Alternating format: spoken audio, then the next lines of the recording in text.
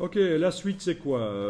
Eh bien, je peux dupliquer la totalité. D'abord, non, je peux appliquer une couleur unie à ce logo, si je veux. Donc, je sélectionne le logo avec la flèche noire. En fait, vu qu'il est dans un groupe, ça sélectionne d'office tous les objets du groupe. Logique. Je mets la case de fond en avant-plan.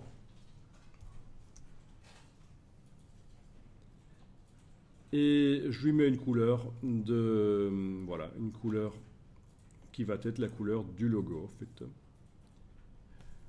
Ou je peux créer la couleur, bien entendu. Ok. Donc, quand on dit que le logo doit être en une couleur, c'est pas nécessairement du noir, bien entendu, hein. C'est simplement parce que si vous le mettez sur un camion ou quelque chose, ben, ça va être une impression sérigraphie. Il faut que ce soit simple. Il faut pas que, on va pas commencer à faire des trames, des nuances. Mais l'encre qu'on utilise au moment où on imprime le logo, peu importe, on l'a choisi. Que ce soit du noir ou autre chose, techniquement, c'est aussi difficile de le transférer sur un support, que ce soit de l'encre noire ou une autre. Donc c'est pour ça que je peux choisir la couleur du logo monochrome, pas de problème. Avec toujours la flèche noire, je vais déplacer le logo en enfonçant la touche Alt et donc j'ai fait une copie du groupe. J'ai un deuxième groupe sur lequel je suis en train de travailler, ça se voit dans la palette des calques. Et je vais pouvoir, pour cette version-là, je vais pouvoir colorer comme je veux chacune des lettres si je veux. Donc je déplace, bah oui, parce que c'est une manière de faire, on peut colorer comme ça, en déplaçant du nuancier vers les lettres. Je ne suis donc pas obligé de sélectionner les vecteurs à l'avance pour les colorer, ça peut marcher.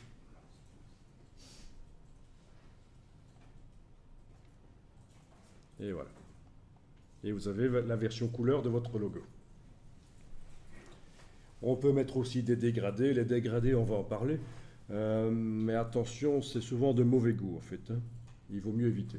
Ça, on tombe souvent dans le kitsch dès qu'on commence à mettre des dégradés dans les logos. Et en plus, ça complique la reproduction du logo.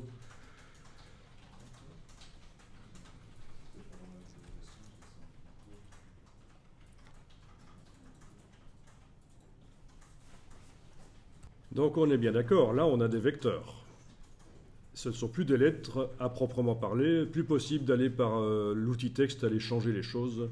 Si je demande un affichage par tracé, je vois réellement les vecteurs. Avec la flèche blanche, je peux aller cliquer sur eux. Voilà.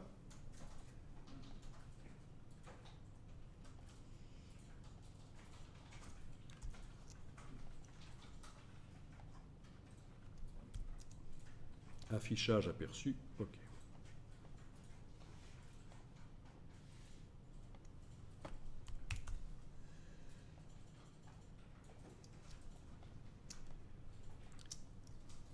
Alors, je continue. Je vais, avec la flèche noire, dupliquer le logo.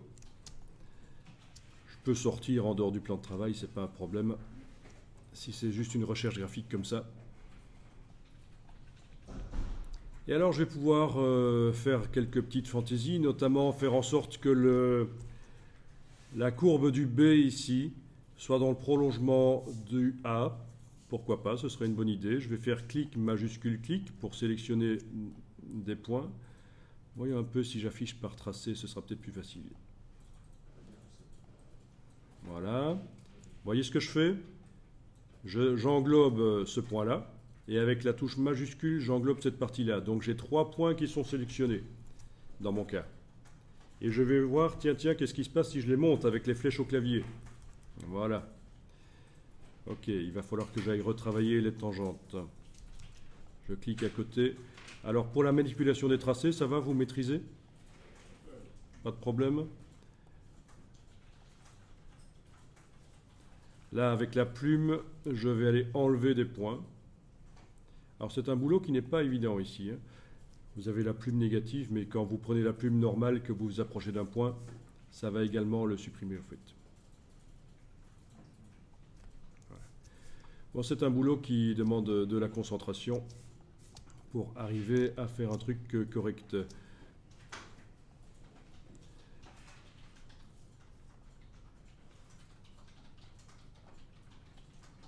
Parce qu'ici, on est dans les courbes pures.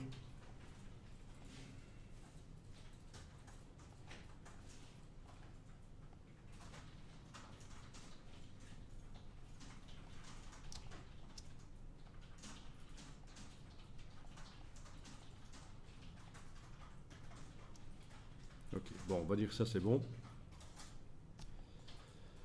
Et donc voilà, ma variante du logo, je suis allé manipuler les lettres et ma variante du logo ressemble à ça, à droite.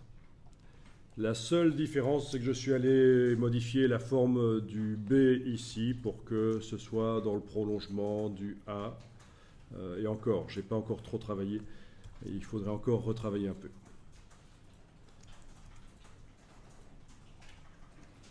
Donc tout ça, c'est pour vous faire comprendre qu'une fois que vous avez le résultat, vous pouvez encore le modifier.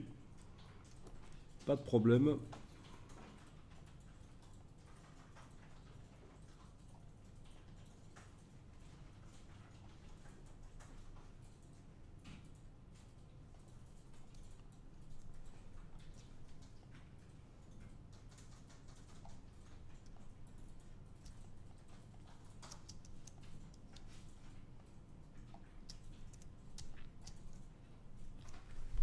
Ok. Et tout le reste aussi.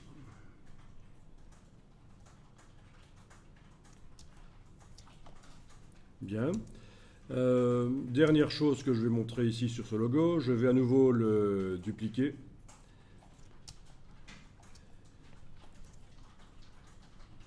Je vais tracer bêtement un rectangle qui le traverse.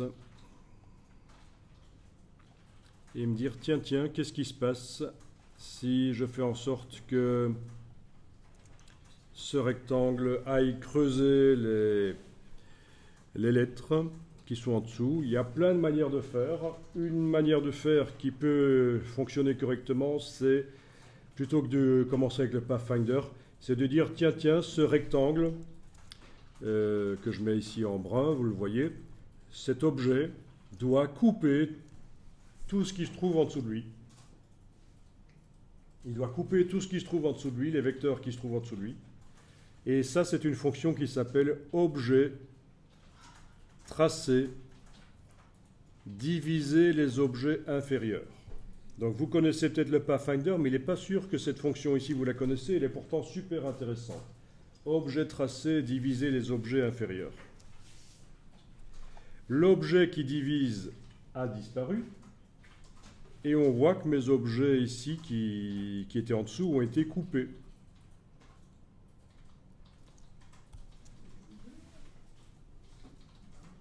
Il ne faut absolument pas sélectionner les objets d'en dessous, c'est juste le rectangle qui est sélectionné. Et tout ce qui se trouve en dessous va être coupé. Objet tracé, diviser les objets inférieurs. Le rectangle disparaît. Si j'avais voulu qu'il reste, il aurait fallu que je fasse une copie. Donc là, on a des objets qui sont coupés. Après, ah oui, mais après, j'ai pas montré. Après, il faut avoir accès aux différents objets du groupe. Et pour ça, vous avez dans Illustrator une flèche spéciale qui vous permet d'avoir accès aux objets qui font partie d'un groupe. C'est la flèche blanche plus qui se cache derrière la flèche blanche. Donc on a bien vu la différence. Hein. Flèche blanche, ça sélectionne l'entièreté de l'objet. S'il s'agit d'un groupe, ça sélectionne l'entièreté du groupe. Ça, c'est la flèche noire. Flèche noire sélectionne l'entièreté de l'objet. S'il fait partie d'un groupe, ça sélectionne tout le groupe. Flèche blanche, je clique à côté. Ça me permet d'aller bouger certains points. Bon. OK. Et on a l'autre flèche, la flèche blanche plus, qui permet d'avoir accès aux objets qui font partie d'un système, notamment un groupe. Et là, je vais pouvoir aller cliquer sur celui-là, le bouger, le supprimer même. Enfin, c'est vous qui voyez ce que vous voulez faire. C'est vrai que ça pourrait être sympa si on essayait de le bouger comme ça, mais quoique. Donc je le supprime. Celui-là aussi, celui-là aussi, celui-là aussi. Et voilà, j'ai un logo qui a été modifié. c'est juste un exemple, hein, c'est pour vous montrer les différentes choses qu'on peut faire. Et donc à partir de là, vu que j'ai différents objets, je pourrais même mettre des couleurs différentes aux différents objets. Rien ne m'interdit d'aller mettre une couleur là, différente, une couleur là, différente, là, différente. Ok.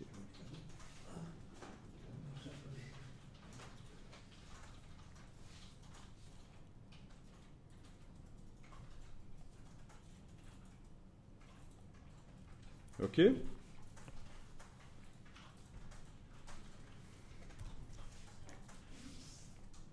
Bon, je vais vous remontrer une autre utilisation de cet outil. Je vais reprendre un des logos précédents et le dupliquer. Regardez bien. Il faut que je l'éloigne quand même, parce qu'il ne faudrait pas que l'objet que je vais créer là aille couper un logo qui n'a rien à voir avec ça. Avec la plume, je vais cliquer et faire des zigzags.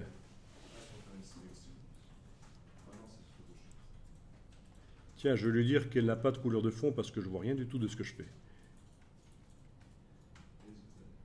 Des zigzags, c'est un objet qui passe à travers tout comme ça, voilà. Ok, je le termine en cliquant sur la flèche noire. Donc j'ai un objet ici qui est là, les zigzags. Je vais dire, tiens, tu vas diviser les objets inférieurs. Donc c'est un peu un emporte-pièce où... c'est un peu ça le principe, des machines à couper les oignons, là. On a des lames multiples et on appuie, et puis on a un autre oignon qui est en... je fais un peu téléshopping, là.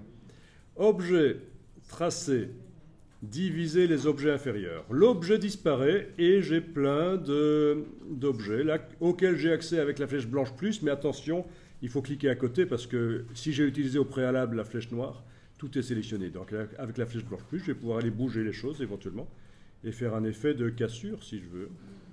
Voilà. Je pourrais aussi colorer différemment les différents objets. Franchement, avec ce qu'on vient de voir là, il y a possibilité déjà de faire pas mal de choses au niveau logo. Logo ou icône d'ailleurs. Hein.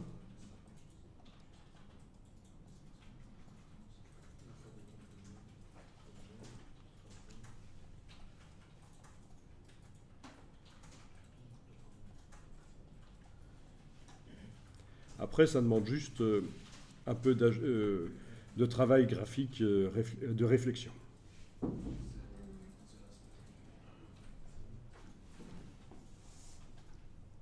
Bien, si vous voulez gérer l'empilement des objets, on peut le faire à l'ancienne. Plutôt que de jouer dans la palette des calques et de commencer à bouger chaque morceau, vous pouvez cliquer sur le morceau et dire objet, disposition, premier plan ou arrière-plan. Ok, objet, disposition. Vous l'envoyez tout en bas, tout en haut. C'est la manière ancienne de faire dans Illustrator. Et ça peut être plus facile quand on a plein de petits objets plutôt que d'aller dans la palette des calques, commencer à repérer où est l'objet.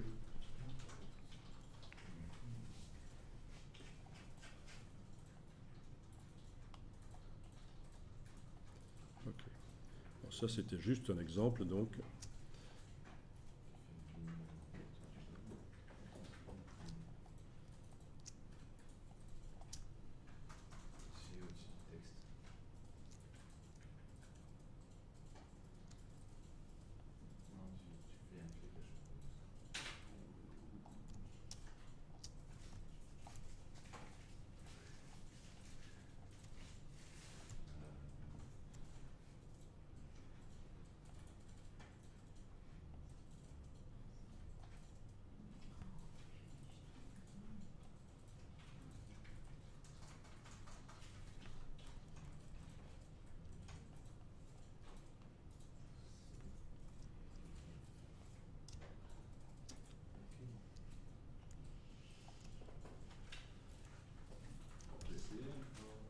Alors oui, allez-y, hein, le temps qui reste là, vous allez le consacrer à essayer ça.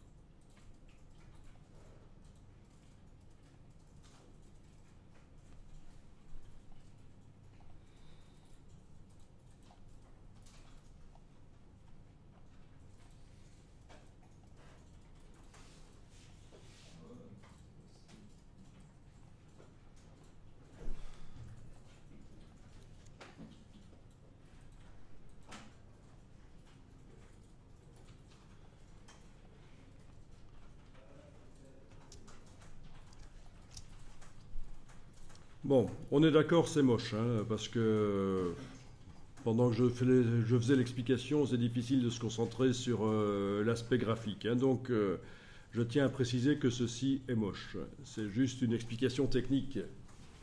Pour faire un truc bien, il faut se concentrer plus